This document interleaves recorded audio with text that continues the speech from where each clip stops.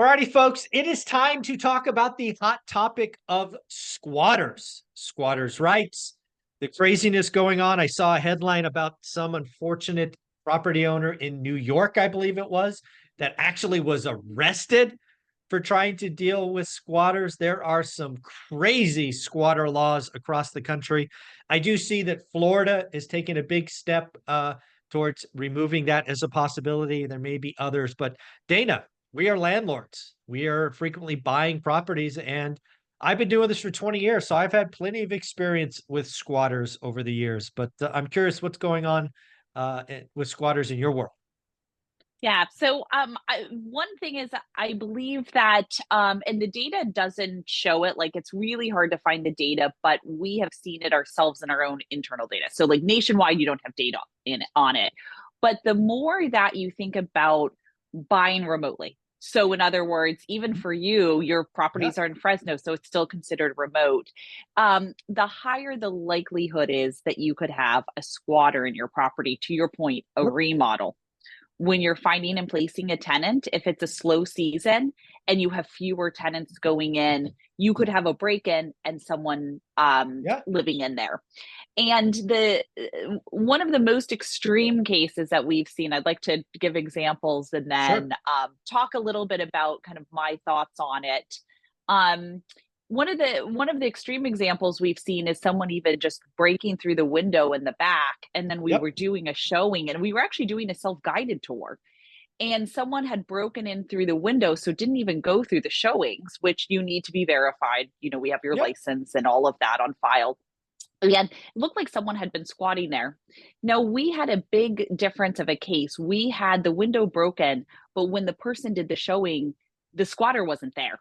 The squatter had been out of it, and it looked Mm, like it had only been one day that the squatter had been there because we had a showing the day before, and there had been no one in there, right? mm, But mhm. there was like a blanket or something like that on the ground. And so, of course, it was reported right away. And within that day, we got the window fixed, Yep. and so that the broken window, everything was fixed and repaired, and the person never came back. They probably went somewhere else. But the problem is that is a very like fortunate, the best case scenario with a squatter in this day and age. More often than not, you have, from a legal perspective, if someone is in the property, you can't change the locks on them. It's illegal. You can, and these squatters may even come in and change the lock. So now they actually have the only key to the property. And so what ends up happening is it's a lengthy, lengthy court process. And Mhm. from that perspective, whether you're conservative or liberal, it's everyone will agree that the court process is very lengthy and very backed up. And so when you think of that, to get these squatters out, you're talking about a case where someone doesn't have a lease. And I'm talking about the squatters who move in who are not non-paying tenants, Mhm. but people who've just moved into Yep. property. They don't have a lease. They've not been approved by the landlord to move in. And they're now living in a home where someone who could have a lease could move into, but you legally cannot get them out. You have no Yep. legal recourse. You have to post a notice. You have to wait the 3 days to pay rent or quit. You have to, go to court, file it, or 7 days, whatever your state law is. And it Mhm. makes it where getting a squatter out is 60 days, or in some extreme cases, it's 90 plus days. Yep. And because of that, what I think is the silver lining and good at what's happening right now is it had to get to this point where there are so many people who think it's or who are squatting, like the Mhm. increase in squatters that we've Sure. seen. And of course, I don't have nationwide data from every database. I only Mhm. have what's reported in Hemley. When you see an increase in the number of people squatting, suddenly it has to get to that point for legislation to change. And I think that is the good part about what's happening right now is it's in the news, everyone's talking about it, and it's actually allowing these states to change the laws to make it where it's disincentivizing now Mhm. squatters. And so Yeah. the three biggest states with it are Florida, Alabama, and Georgia. Nice. Georgia is going as far as recommending that it's punishable for 1 year of prison and $1,000 fine. Nice. And then in Alabama, you wouldn't even need an attorney. You could just go district to the district attorney and law enforcement and have them remove the individual within 24 hours. And then, of Yeah. course, Florida's been hot in the news as well. So I think from that perspective, it almost had to get to this extreme case in order for laws to actually change. And I think that's a really positive trend for landlords and shouldn't actually scare people away from investing, but say, okay, the laws are actually moving in a positive direction to make sure that if you own the property, you have rights over the property. Yeah, I mean, I've had, I've been doing this 20 years. I was buying during the depths of the Great Recession. I was buying during um, the pandemic kind of eviction moratorium. So I've had plenty of run-ins with squatters over the years, probably dozens. And there's really kind of two ways that I run into them. One, Mm-hmm. to your point, I buy from frustrated landlords a lot, and this was a big deal Mm-hmm. during the pandemic, kind of the first year when you couldn't evict anybody. I think we picked up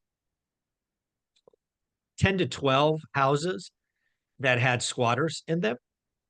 And, squatters being somebody who was, not, these were landlords that, to your point, were out of state. And a couple Yep. of these were their second homes, right? They were literally just broken into and assumed ownership by someone else, kind of the New York case. And, they were the owners were very scared. They were, the world was shut down. Nobody was helping them. So, we picked up 10 to 12 of these, and there's only two ways to get them out, at least in California. 3 or 4 years ago, you can do what's called cash for keys, right? Where you get to some number, they agree to leave, you have them sign something, and then you immediately board up, change locks, all of that. So I think that worked more than half the time. It's still sickening that you got to pay a criminal money to Criminal, leave. because it's incentivizing them to continue to do it, Yeah, to go do right? it They're somewhere getting else. Yeah, paid to live there for free. Yeah. it's criminal.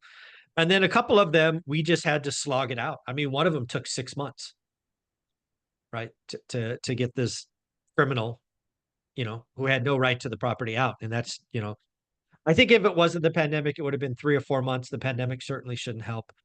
So the second thing that I have seen is um, I have flipped a lot of properties, and flips can take on the low end 30 days to a high end of 5 or 6 months, depending on what you're doing. And we've had plenty of people try to break into our units, and Mm-hmm. some just break in for the night, kind of your example, and never come back. Others try to claim ownership. Yep. So what I do on all of my units is I have internal cameras at likely entry points. Mm-hmm. And these videos show break-ins. So, right, when somebody claims ownership, I have evidence that I can show the police that no, this is a break-in. And it's still not as fast as it should be, but because we have evidence, it is usually the police and or the sheriffs will work with you when you could show them the evidence of a break-in. But sometimes they just want to say hands off. It's not their problem. So it is absolutely frustrating, but there are things you can do to increase your chances of getting them out quickly. Yeah. And one of the cameras is an interesting one because one of the pushbacks I've heard from some owners, we advise it, especially actually in Springfield when the opioid epidemic was going on. We were recommending every landlord have cameras, but what we had at that point, because some of these were, they didn't have Wi-Fi for Mm, streaming, etc. What we did was we just had them go on Amazon, the landlords, and they grabbed fake cameras and then 24/7 surveillance signs. sure. And that was enough that the properties that had those did not have any cases of squatters going in. And that was enough to deter them. Now, that's not in all cases. Some Mhm. some of these squatters are very professional and they can tell these cameras don't have cords. But Yeah. as much as possible, even something like that, just to deter them, is highly recommended. And that's like it's much better if you actually have the footage if it happens, Mhm. but the evidence. But it is another option if you say, hey, I don't really want to install some really expensive cameras. These cameras are $20 or something on Amazon. You can Mhm. go on and get them and get the stickers and signs as well. Yeah, the beauty or luxury we had is we were doing flips for, I think we did 56 or 54 over about 2.5 years. We just moved the cameras from property to property. So we basically bought them once and moved them.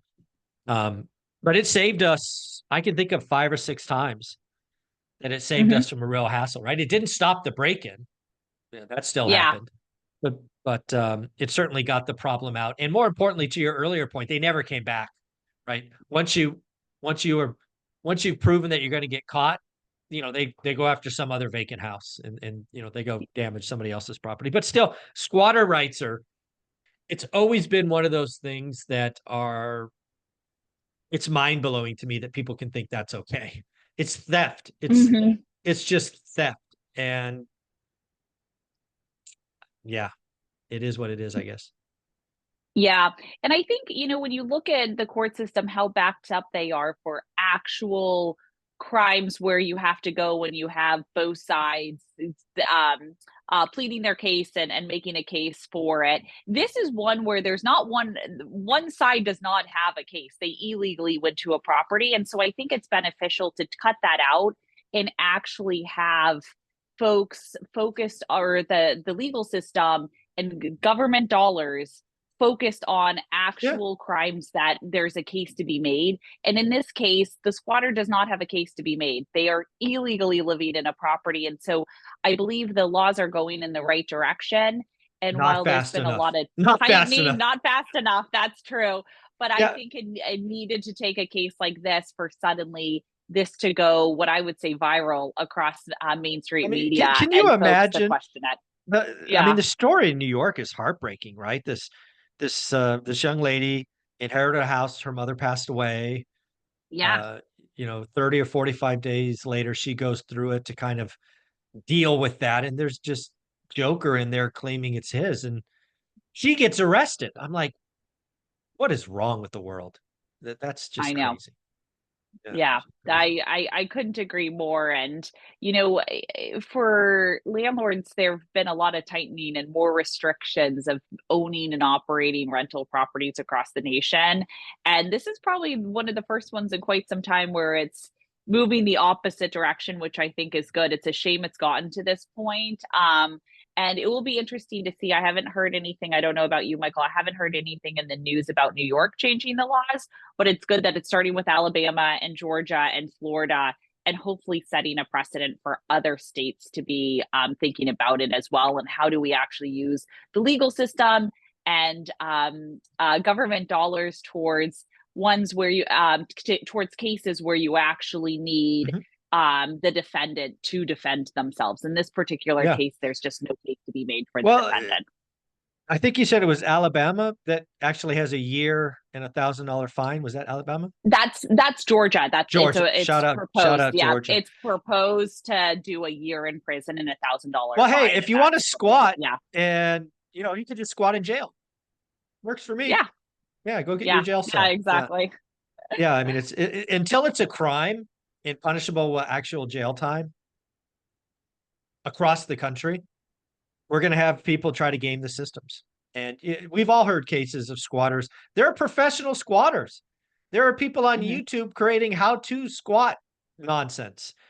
And that should be, punishable as well. And it's theft. It's freaking theft. And it is pretty sickening. So, oh well, stuff we got to deal with sometimes. Dana, somebody wanted to follow you, reach Yep. out to you, see what's going on with Hem Lane. How do we do that? Yeah, if you have property management questions, want to try our 14-day trial to advertise your rental, do all the showings, etc., as well as do the day-to-day management, you can go to www.hemlane.com. Yeah, and something I haven't brought up in a while. Inside my free course, yes, I have a free course, folks.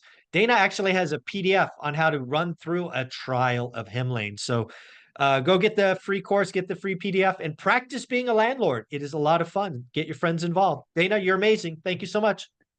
Thanks for having me.